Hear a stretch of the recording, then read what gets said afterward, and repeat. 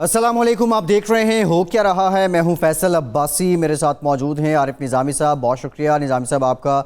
इसके साथ ही साथ साबिक वज़ीर आज़म पाकिस्तान शाहिद खाकान अब्बासी साहब ने भी हमें ज्वाइन किया। बहुत शुक्रिया शाहिद साहब आपके वक्त का। पाकिस्तान की सियासत में बड़े मुख्तलिफ़ किस्म के हालात चल रहे हैं। कोई -1 की बात कर रहा है, कोई -ऑल की बात कर रहा है, कोई APC बुलाने की बात कर रहा है। प्राइम मिनिस्टर ऑफ पाकिस्तान ने जो कौमी असम्बली में खिताब किया और -1 को लेकर और अपने विजन और बिलखुसूस एहतसाब के मिशन को लेकर उन्होंने क्या कहा, देखिए। वो यही चाह रहे हैं मेरे से कि किसी तरह इमरान के ऊपर प्रेशर डलवा के, किसी तरह -1 करवा के ये बच जाएंगे। इन्हें नहीं पता कि ये -1 हो भी गया तो बाकी भी कोई इनको नहीं छोड़ेगा इंशाअल्लाह। जी निज़ामी साहब। जी शाहिद साहब, ये जो -1 वाली बात चल रही है, एक बहस चल पड़ी है। ऐसा तासर मिलता है कि आपकी पार्टी जो है उसको कुछ लोग इसके हक़ में हैं, जब कुछ लोग ख़िलाफ़ हैं। शहबाज शरीफ साहब भी एक ज़माने में इसके हक़ में थे, लेकिन मैंने जो आपकी देखी है तकरीर वगैरह, आपका तो तासर मुझे ये लगता है कि आप समझते हैं कि हक़ में हो या ना हो, ये चल नहीं सकता। सर मैं 88 से देख रहा हूँ सियासत में कि हर वज़ीर-ए-आज़म के बारे में -1 की बात आती है। -1 मेरी नज़र में एक नामुमकिन बात है, क्योंकि जो पार्टी का रूह रवां जो होता है उसको आप निकाल के वो पार्टी सियासत नहीं कर सकती। ख्वाहिश होती है पार्टी के अंदर भी लोगों की, ये पार्टी का इंटरनल मसला होता है। -1 बाहर से नहीं हो सकता। लेकिन ये पहला वज़ीर-ए-आज़म है जिसने खुद -1 का जिक्र किया है।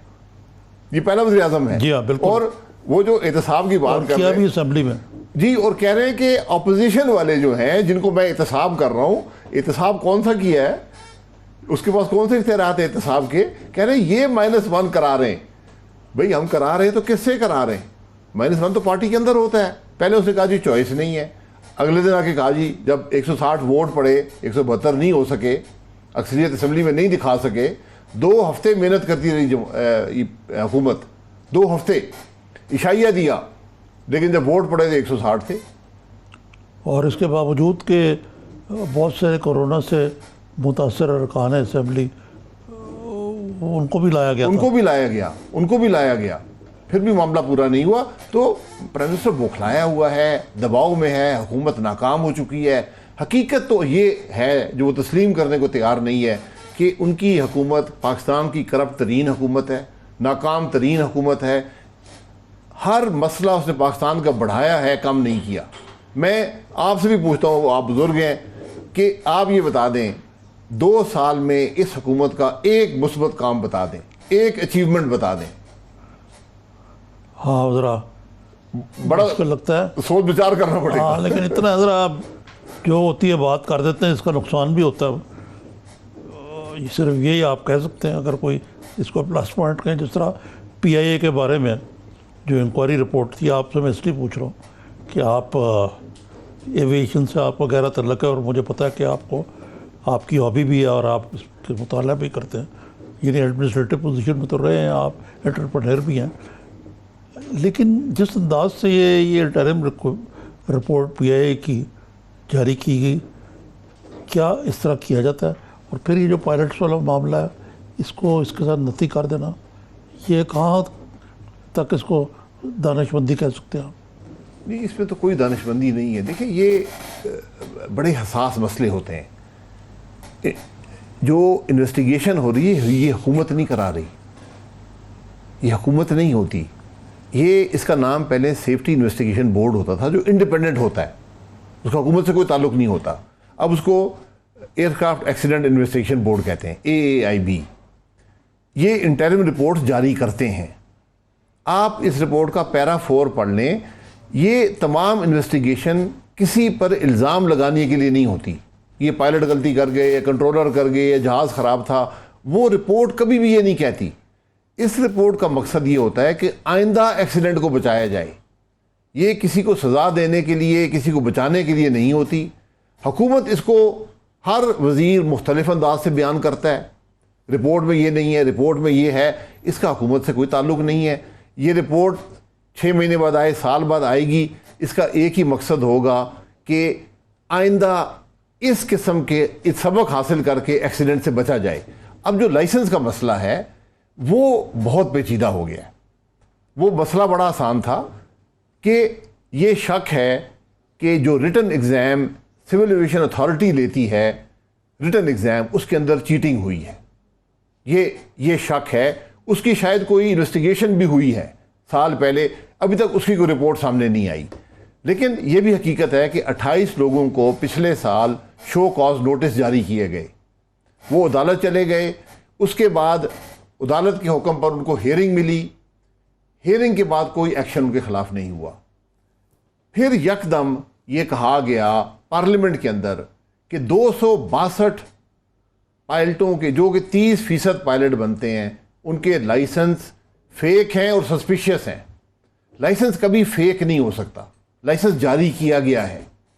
अगर ये शक है कि उस लाइसेंस को हासिल करने वाले एग्ज़ाम में चीटिंग हुई है, तो फिर तरीका ये था कि सिविल एविएशन इदारा जो लाइसेंस जारी करता है, जो इम्तिहान लेता है, वो उन 262 को शो कॉज जारी करता कि जनाब आपके खिलाफ ये इल्ज़ामात हैं, आप पेश हों, अपनी सफाई दें। उसके बाद ये DGCA का इख्तियार है कानून के तहत कि वो लाइसेंसेस कैंसिल कर दे, लाइसेंस कैंसिल कर दे, और वो हुकूमत को समरी भेजते हैं, क्योंकि कानून में लिखा है कि हुकूमत की अप्रूवल चाहिए। हुकूमत अब काबीना, जहाँ फेडरल गवर्नमेंट लिखा होता है वो काबीना है, वो समरी काबीना को जाती, वो एक फॉर्मेलिटी है, वो अप्रूव करते, उनके लाइसेंस कैंसिल हो जाते। यहाँ क्या हुआ, ये बड़ा एहसास, मैं आखिरी बयान कर देता हूँ। तमाम एयरलाइनों को ख़त लिखे गए कि आपके इतने पायलट हैं, इनको आप ग्राउंड कर दें। अच्छा, ग्राउंड कर दें। और फिर ये लिखा गया कि इनके खिलाफ अब सिविल एविएशन रूल्स के तहत तहकीकात होगी और इनको सफाई का मौका दिया जाएगा। यानी आपने इल्ज़ाम लगाने से पहले उनको सजा दे दी, उनकी बदनामी कर दी, और अब कह रहे हैं कि इन्वेस्टिगेशन होगी। और एयरलाइन को तकरीबन ग्राउंड कर दिया, PIA को। PIA भी ग्राउंड, सारी ग्राउंड हो गई।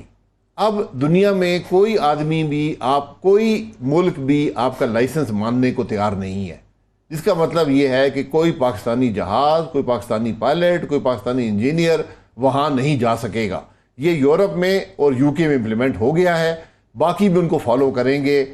तो आपने बग़ैर तफ्तीश किए, बग़ैर इल्ज़ाम लगाए, ये हर मुल्क में होते हैं इस किस्म के वाक़यात। उसका तरीका ये होता है कि लाइसेंस कैंसिल करें, बस इतनी बात है। ठीक है, एक ब्रेक लेते हैं, ब्रेक के बाद जब वापस आएंगे अब्बासी साहब ये भी जानेंगे कि पीपल्स पार्टी के साथ आपके मामलात कैसे हैं और नून लीग के अंदर क्या चल रहा है। ब्रेक के बाद इस पर बात करते हैं, हमारे साथ रहिए।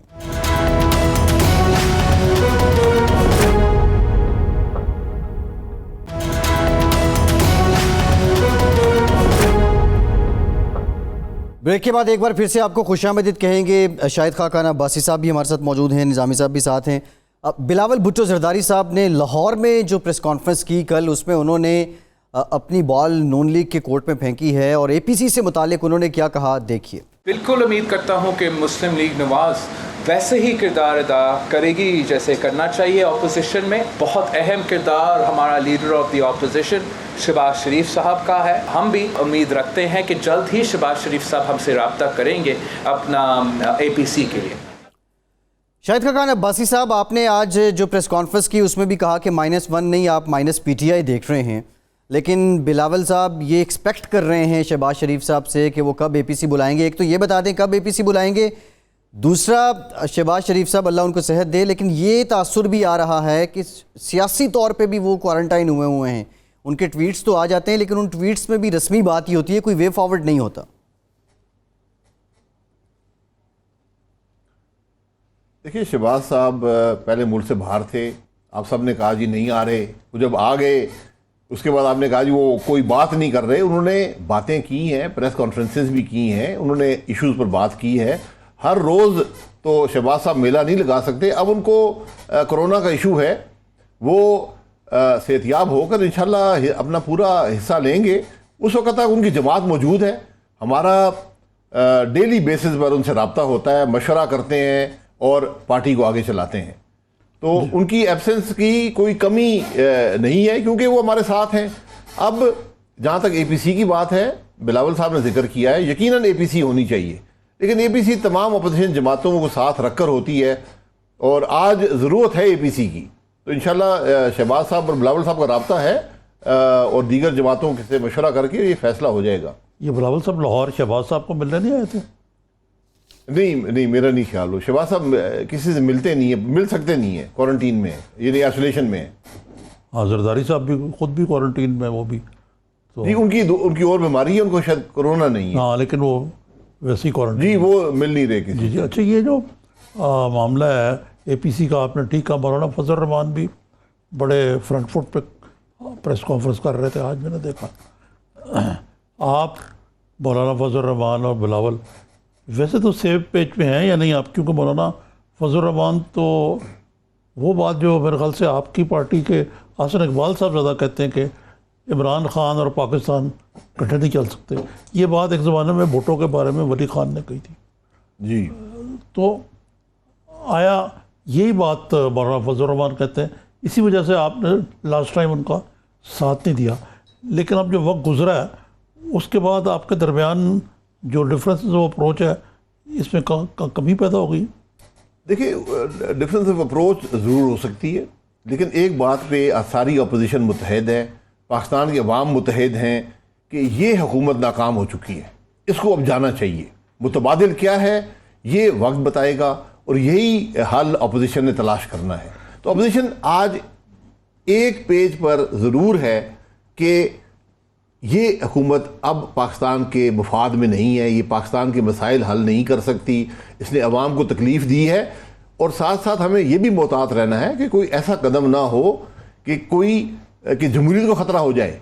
हम किसी गैर जमहूरी अमल का हिस्सा, हम ये हसूल इक़्तिदार की जंग नहीं है, ये पाकिस्तान के अवाम के मसाइल की हल की जंग है। नहीं, ये मकसद यही हुआ ना कि जैसे पहले भी आप कहते थे कि आप समझते हैं कि हुकूमत को जाना चाहिए, but you don't want to rock the boat. हम जमहूरियत को ख़तरा नहीं चाहते। जमहूरी तो खतरा नहीं। आप खुद जानते हैं कि एक ही दफ़ा पब्लिक एजुटेशन पाकिस्तान में हुई है सड़कों पर, वो 77 था। हाँ, वो उसको हमने फिर 11 साल भुगता। अच्छा, अब क्या है? अब देखें ना, इमरान खान साहब तो अब खुद ये कहने लग पड़े कि अगर मैं चला गया तो आपकी जान नहीं छूटेगी। एक तो ये बात कहते हैं, दूसरे जो हालात हैं इसमें इलेक्शन भी नहीं हो सकते। -1 फार्मूला भी जो है वो बड़ा ही इम्प्रैक्टिकल लगता है। तो कैसे ये तब्दीली आएगी इक़्तिदार में? देखिए, जहाँ तक इमरान खान की बातें हैं, ये बड़ी एक कमज़रफ़ी की सोच है। हमने कभी कहा है, हमने जेल भी काट आए हैं, हम मुकदमे भी भुगत रहे हैं, हमने कभी कहा है कि हमें को रिलीफ दो? हम तो कहते हैं कि टीवी के कैमरे लगाओ लाइव और नैब तफ्तीश कर ले। जो अदालत में केस चल रहे हैं, मेरी 2 पेशियाँ इस हफ्ते, एक 3 तारीख, एक 6 तारीख। मैं तो कहता हूँ आप टीवी कैमरे लगाएं, पाकिस्तान के अवाम को दिखाएं कौन सी करप्शन हमने की है। हम तो नहीं घबराते। अल्हम्दुलिल्लाह हमारी करप्शन से पाक हुकूमत थी। आज 2 साल में एक इल्ज़ाम इमरान खान नहीं लगा सकता हमारी हुकूमत पर, एक इल्ज़ाम। मैं 10 इल्ज़ाम अभी आपके सामने गिन देता हूँ इसकी हुकूमत पर, और उसको भुगतना पड़ेगा। करप्ट तो ये लोग हैं, ये सिर्फ अपनी करप्शन छुपाने के लिए ये बार बार कहते हैं जी वो करप्ट है जी, बचना चाहते हैं। इमरान खान बताए कौन बचना? हम तो नहीं बचना चाहते, हम कहते टीवी के कैमरे लगाओ। आज आपने प्रेस कॉन्फ्रेंस की आज एक, उसमें आपने कहा कि यूटिलिटी स्टोर में इमरान खान का दोस्त जो है जी, इमरान खान का कोई दोस्त जी उसको सरबराही कर रहा है, उसमें 50 करोड़ का खांचा मारा गया। ये तो सिर्फ चीनी में है। जो 45 अरब की दूसरी सब्सिडी दी है वो भी खा गए होंगे। ये तो आपके सामने है कि मिल वालों ने कहा 70 रुपए की चीनी देंगे, जी जी, इन्होंने कहा नहीं 63 की दें, उन्होंने कहा हम नहीं दे सकते। पुराना एक टेंडर था 78 रुपए का, वो खोल के चीनी खरीद ली। तो अब ये भी कहते हैं कि जी ये हुकूमत सबसे करप्ट हुकूमत है। ये सबसे करप्ट हुकूमत है। मुझे आप बताएं कौन सा वजीर करप्ट नहीं है? प्राइम मिनिस्टर बता दे कौन सा वजीर करप्ट नहीं है, मैं उसके मामलात आपको बताऊंगा। फैसल वाडा बड़ा ऑनेस्ट जी बहुत ऑनेस्ट, वह कराची चल जाए पूछ लें कितना ऑनेस्ट आदमी है। आप पूछ लें। ये एक और सिलसिला में मैं कहीं आज देख रहा था, ऐसी रिसर्च कर रहा था कि 2017 में जब आप वज़ीर आज़म थे जी, तो रूजवेल्ट होटल की प्राइवेटाइजेशन का मामला आया था, तो आप you put your foot down और उसको आपने मौखर कर दिया। उसको क्या वजह थी कि आपने इसको मौखर किया? मुझे ये याद नहीं है, लेकिन मैं आपको हकीकत से कहता हूँ कि ये होटल नहीं बिक सकते, ये नहीं बिक सकते। ये मैं बड़े दावे से कह रहा हूँ।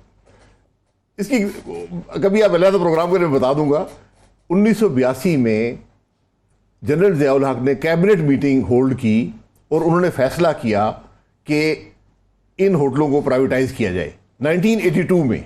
और एक कमेटी बनी जिसमें बड़े बड़े पाकिस्तान के जो नामवर ब्यूरोक्रेट थे वो रखे गए वक्त के साथ साथ, जिसमें गुलाम इसहाक साहब थे, इजलाल हैदर जैदी साहब थे, एच.यू. बेग साहब थे, इस किस्म के नाम। और वो कमेटी कोई मेरा 12 या 13 साल मीटिंग्स करती रही। जी जी, होटल नहीं बिका। ये हर दौर में बात आती है होटल बेचना चाहिए, ये गवर्नमेंट के प्रोसेस से नहीं बिक सकता। ये होटल नेगोशिएटेड सेल में बिकते हैं, ये बिड प्रोसेस से नहीं बिक सकते। जी जी, क्योंकि आप और नेगोशिएटेड जब आप करेंगे तो प्राइस एस्टेब्लिश करने का कोई तरीका नहीं है। और ये इस वक्त तो डिस्ट्रेस सेल है अगर आप बेचें वैसे भी, जो देखिए, हालात है अमेरिका में। वो वक्त के साथ होता है। हकीकत ये है कि जितना पैसा आप इसमें इन्वेस्ट कर चुके हैं बमुश्किल आप वो पैसा रिकवर करेंगे। वो पैसा और उसकी अपॉर्चुनिटी कॉस्ट जो पैसे की होती है वो आप रिकवर करेंगे। इट इज़ नॉट ऐसी से नज़र आता है कि ये जी $1.5 अरब का नहीं बिक जी, सकता है। नहीं नहीं नहीं, माजरत से नहीं। जी जी, हाँ, ये स्मॉल प्रिंट लोगों को नहीं, ये स्मॉल प्रिंट फिर टैक्स कितना लगेगा ये भी किसी को पता है? कहते हैं कि 40-50% जी, टैक्स मैं यही कह रहा हूँ ना। तो बेच के जो आखिर में आपको मिलेगा ना, आप यकीन करें जो PIA की इन्वेस्टमेंट उसके अंदर हुई है वो भी आप रिकवर नहीं कर पाएंगे। ठीक है जी जी।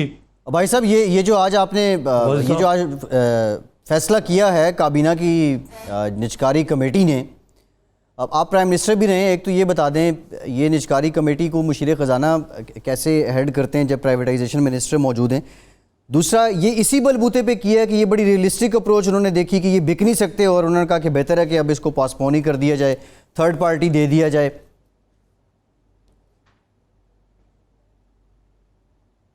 नहीं, जो CCOP होती है, कैबिनेट कमेटी ऑन प्राइवेटाइजेशन, उसको मिनिस्टर फाइनेंस ही चेयर करते हैं जी। जो मिनिस्टर प्राइवेटाइजेशन, तो वहाँ पर यानी एक जवाबदेह पोजीशन में होता है ना, वो तो समरीज लाता है वहाँ पर। तो अगर आज मुझे इसका फैसले का इल्म नहीं है कि उन्होंने अगर पोस्टपोन कर दिया है, प्राइवेट पब्लिक पार्टनरशिप से करेंगे और उसको रेनोवेट करेंगे, ये वो और बेड़ागरक करने वाली बात है। ये अगर पोस्टपोन कर दिया है तो इस हुकूमत की पहली अक्लमंदी समझें कि अकल आ गई। समरी भी हुकूमत ही लेकर आई थी, समरी को बाहर से नहीं आई थी, तो अपनी समरी को रिजेक्ट कर दिया होगा।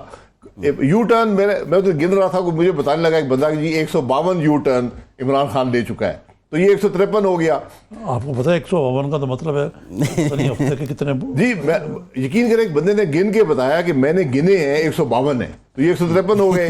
अच्छा, अब पब्लिक प्राइवेट पार्टनरशिप किसको कहते हैं?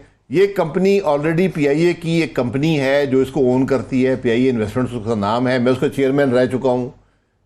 वो कंपनी इसको जो चलाते हैं वो उसका एक ठेका देते हैं इन होटलों की मैनेजमेंट का।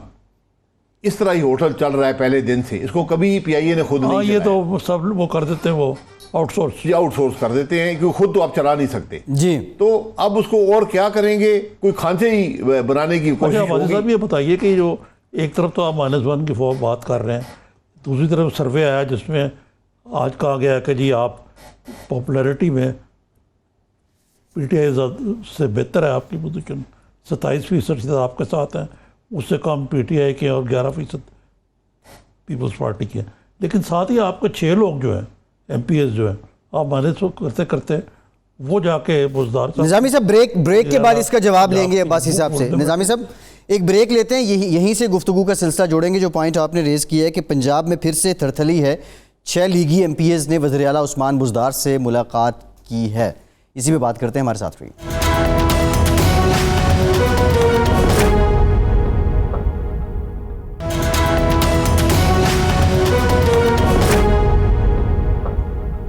ब्रेक के बाद एक बार फिर से आपको खुशामदीद कहेंगे। निज़ामी साहब, ब्रेक से पहले आपने बात की थी जो निशात डाहा एंड ग्रुप है, 6 लीगी MPs ने वज़ीर आला उस्मान बुज़दार से फिर मुलाकात की है और ये पिछले 6 महीनों में उनकी तीसरी मुलाकात है। तीसरे महीने में गालिबन हमारे प्रोग्राम में ही निज़ामी साहब डाहा साहब आए थे और वो नून लीग की जो मौजूदा क़यादत है और जो सेकंड ईयर लीडरशिप है, बिलखुसूस इस्लामाबाद वाले, उनको लेके क्या शिकवे रखते थे, देखिए। मैं कहता हूँ अल्हम्दुलिल्लाह मुझे निकाले बिस्मिल्लाह की जरूरत ही नहीं है निकाले। ये ऊपर इस्लामाबाद में जितने बैठे हैं या ऐसे टोर बना के बैठे हैं ऊपर वाले लाहौर इस्लामाबाद वाले का हम निकाल देंगे, तुम्हारी जरूरत ही नहीं है। मैं चैलेंज कर रहा हूँ, तुम्हारी जरूरत नहीं है, तुम मुझे निकालो, निकाल को तो दिखाओ यार, क्यों नहीं निकालते। निजामी साहब, ये दूसरी मुलाकात पे उनके तासुरात थे, चैलेंज कर रहे थे इस्लामाबाद की नून लीग की क़यादत को, अब तीसरी हो गई है। तो अब्बासी साहब ही बता दें, क्या आप कार्रवाई तो करेंगे जो पार्टी में है, लेकिन ऐसा क्यों हो रहा है, लोग क्यों टूट रहे हैं नून लीग के? देखें, ये नून लीग के लोग टूट नहीं रहे, जिसे ज़मीर बेचना होता टूटता नहीं है। ये ज़मीर फरोश लोग हैं। अगर हिम्मत है तो अपनी सीट छोड़ें, पार्टी के टिकट पर इलेक्ट हुए थे, सीट छोड़ें, इलेक्शन में हिस्सा लें और वापस आ जाएं। अगर हिम्मत है, ये सियासत का असूल होता है। हमें चैलेंज करने का कोई फ़ायदा नहीं है, ना टिकट के लिए अप्लाई करें नेक्स्ट टाइम। अगर आप इस जमात में नहीं रह सकते तो जाएं कोई और काम करें। ये सारी नाकामी हुकूमत की है।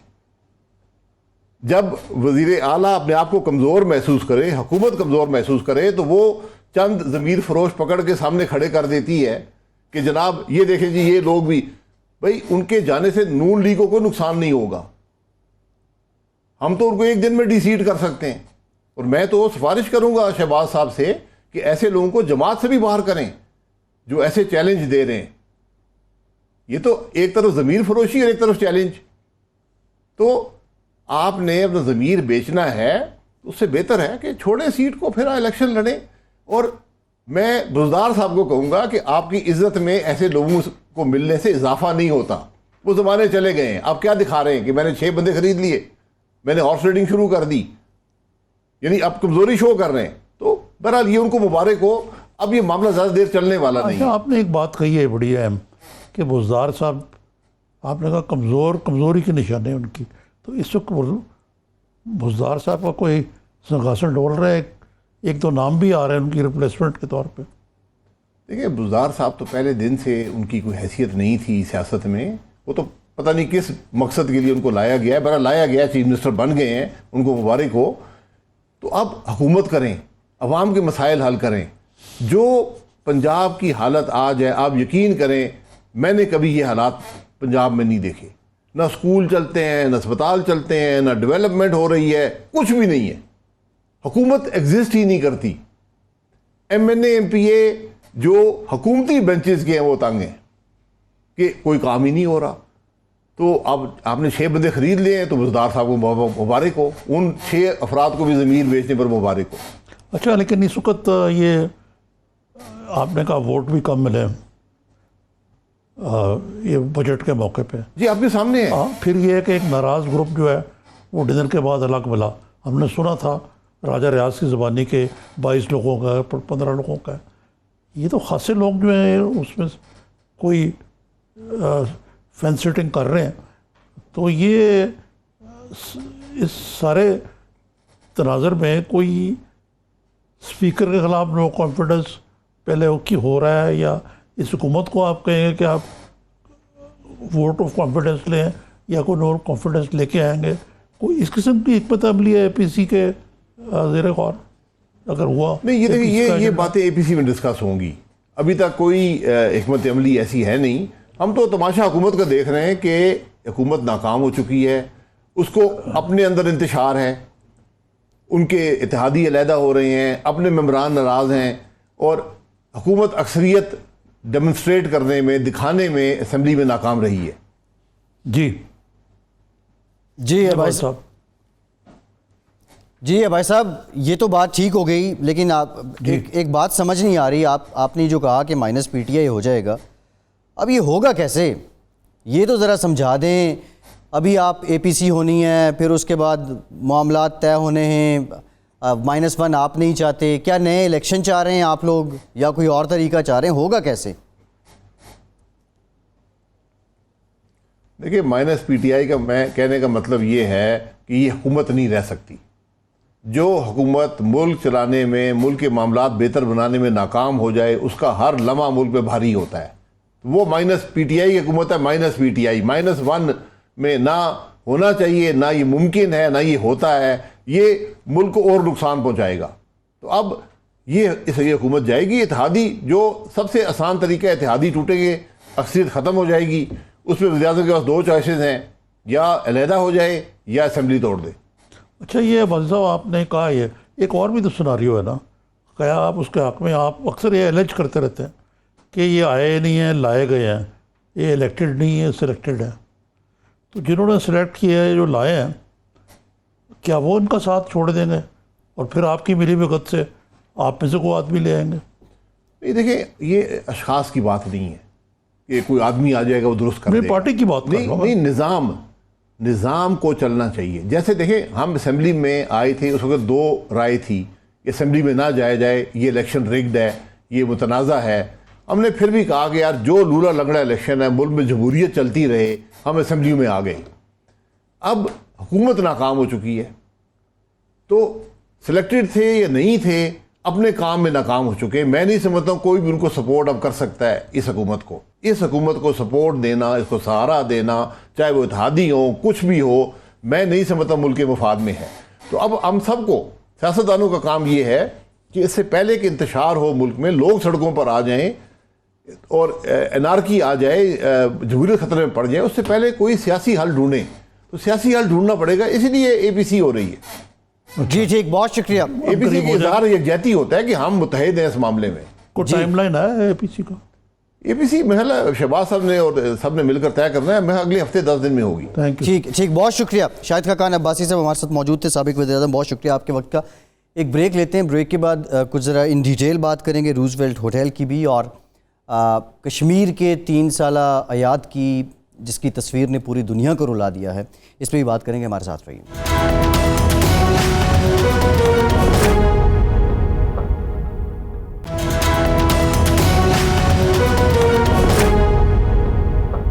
ब्रेक के बाद एक बार फिर से आपको खुशामदीद कहेंगे। निज़ामी साहब, अपने कल के प्रोग्राम में हमने इस बात की निशानदेही की थी कि आलमी मंदी के माहौल में रूजवेल्ट होटल को न्यूयॉर्क में उसकी निजकारी का फ़ैसला किया जा रहा है। आज बिलाखिर जो इजलास कल होना था, जो काबीना की निजकारी कमेटी है, उसका इजलास हुआ है मुशीर ख़जाना की सदारत में, और अब ये फ़ैसला किया गया है कि रूजवेल्ट होटल को इसकी प्राइवेटाइजेशन नहीं की जाएगी, बल्कि थर्ड पार्टी को दिया जाएगा चलाने के लिए। एक तो ये फ़ैसला ज़ाहिर खुशाइन तो है, लेकिन इस पर नज़र षानी करना और पहले ही ऐसे फ़ैसले लेना और उन पर सोच विचार करने की ज़रूरत क्यों पड़ती है? देखना, सबसे पहले तो ये पब्लिक प्राइवेट जॉइंट वेंचर है, वो इन्वेस्टमेंट करेंगे। ये भी तो साथ कहा गया कि उसको असर नौ तरमीम करें, तमीर करेंगे। ये मेरे ख्याल से कोई बेखबर आदमी जिसने खबर दी है, क्योंकि ये रूजवेल्ट होटल तो कई ब्लॉक्स में इसकी बिल्डिंग है। ये मेडिसन पे भी लगता है, दूसरे एवेन्यू पे भी लगता है, और ये बहुत बड़ा होटल है। लेकिन बुनियादी तौर पे बात यह है कि ये जो कल और बात की थी, ये खांची बाजी मारने की कोशिश की जा रही है, और अब भी इस इम्कान को ये अक्सर रद्द नहीं किया जा सकता। लेकिन चले, हम इतना क्रेडिट तो ले सकते हैं कि हमने शोर मचाया तो कुछ एहसास ज़िया हुआ।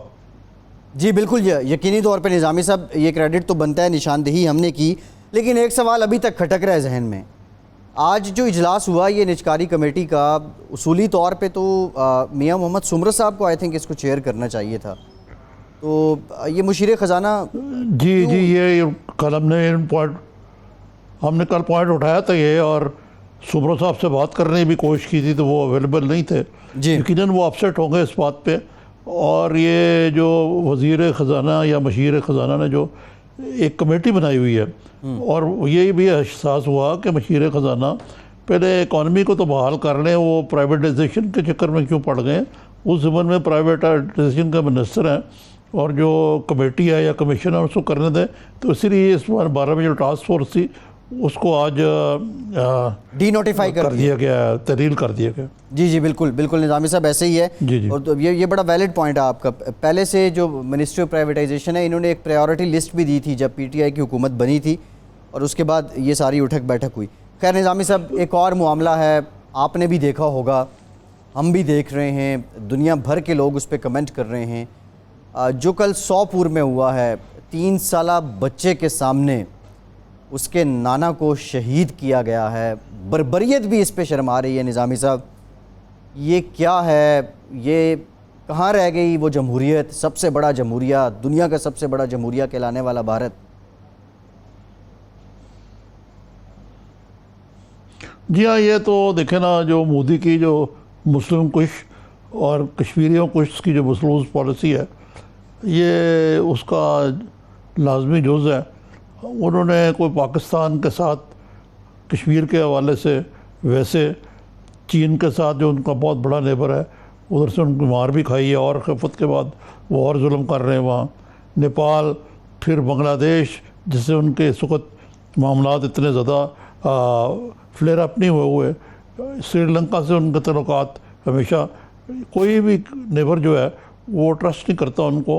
अब वो कश्मीर को सिक्किम या भूटान बनाना चाहते हैं। वो एक ज़माने में तो पाकिस्तान को भी उनका यही ख्वाब था और पाकिस्तान तैरने वाला नहीं। लेकिन उसके साथ आप देखें कि DG ISPR बाबर साहब को, ये मेजर जनरल बाबर साहब को ये वजाहत करनी पड़ी कि ये इंडियन हो गए हुए बिल्कुल। मैं उनके देखता हूँ गोस्वामी और दूसरे लोग कि जी पाकिस्तान ने मज़ीद कमक भेज दिए वहाँ गिलगित बल्तिस्तान, हमने कोई नहीं भेजी। उसकी बड़ी दो टोक पुरजोर तरदीद की गई और उस पर मुतसाद ये कि चीनी फौज यहाँ आ गई है जी, स्कर्दू एयरबेस यूज़ कर रही है, जो अपनी चीन के हाथ ठुकाई हुई है लद्दाख में। जी। अब उसको आप इस जो क्या कहते हैं, जो थिएटर है वॉर का, वो एक वाइडन करके उसको ज़बरदस्ती पाकिस्तान को बीच में घुसाना चाहते हैं। आज हमारे वज़ीर ख़ारजा ने इसकी भी नोटिस लिया और बड़ी भरपूर वो भी की है, इसकी मजम्मत भी की है। इसी तरह जो बच्चे के सामने उसके नाना को की जो शहादत की है, इसमें तो कोई बच्चे या नौजवान सभी, ख़ास तौर पे आपको पता है जो कुछ कश्मीर में हो रहा है, कर्फ्यू है, इंटरनेट बंद है, राइट टू मूवमेंट बंद है, मीडिया पे पाबंदी है, ये सब कुछ जो है ये तो एक जेनोसाइड किस्म की पॉलिसीज़ हैं। जी। अच्छा निज़ामी साहब, पिछले अगर हम एक साल में देखें, अगस्त 2019 का जो भारत का इक़दाम था, उसके बाद से लेके अब तक जो पाकिस्तान ने सफारती लिहाज से किया है, आप समझते हैं वो कश्मीरियों की ख्वाहिशात का अमीन है, वो उनकी उमंगों की तर्जुमानी करते हैं? और जी देखें, बात ये कि पाकिस्तान जो है 4 जंगें लड़ चुका है इस हवाले से। मेरा नहीं ख्याल कि अब जंग कोई ऑप्शन है, दोनों मुल्कों के लिए न्यूक्लियर पावर हैं, तो इसलिए डिप्लोमेटिक सतह पे ही इससे निपटा जा सकता है।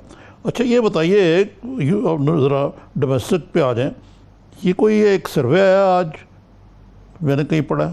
जी, ये इंस्टीट्यूट फॉर पब्लिक ओपिनियन है निज़ामी साहब, और ये अगर मौजूदा हालात में इलेक्शंस हो जाएं तो लोगों की राय बताई है कि वो किसको ज़्यादा वोट देना पसंद करेंगे। तो हस्बे रिवायत नून लीग 27% है, ज़्यादा हैं, PTI 24% है, पीपल्स पार्टी 11% है कि अवाम इस तरह इजहार कर रहे हैं। लेकिन निज़ामी साहब इसमें देखें कि पीपल्स पार्टी का ग्राफ ऊपर गया है। जी देखें, बात यह है कि जो भी इनकम्बेंट होता है ना पाकिस्तान जैसे ममालिक में, लेकिन ये कोविड है, टिड्डी दल है, इनकी वज़रा की अपनी बो लजबियाँ हैं, खान साहब की अपनी कलाबाजियाँ हैं, इसके होते हुए एक सर्वे की ज़रूरत नहीं थी। कुछ नज़र आ रहा है कि ये कोई मामलात जो हैं इस हुकूमत के मुआफिक नहीं जा सकते। महंगाई हो, आटे की किल्लत या महंगाई हो, चीनी की किल्लत या महंगाई हो, बिजली की किल्लत और महंगाई हो, दस्तयाबी हो। एक तरफ वो बिजली में एक्सेस हैं, दूसरी तरफ ये है कि कराची के लोग तो रो रहे हैं, लोड शेडिंग इंतहा को पहुंची हुई है। तो मकसद है कि इस हुकूमत की जो एक बुनियादी एक जो कॉमन थ्रेड है वो है नाअहली और नालायकी, और डिलीवर ना कर पाना और शेखियाँ और फड़े मौत मारना। अब मुझे नहीं पता कि ये सर्वे कोई साइंटिफिक है या नहीं है।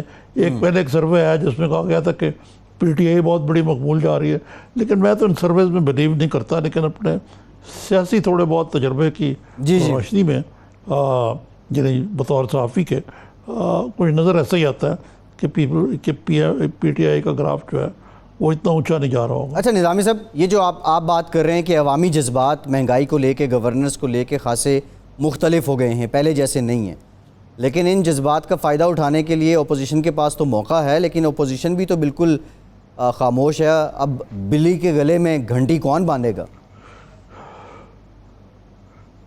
नहीं, ये तो आप सही नहीं कह रहे कि खामोश है।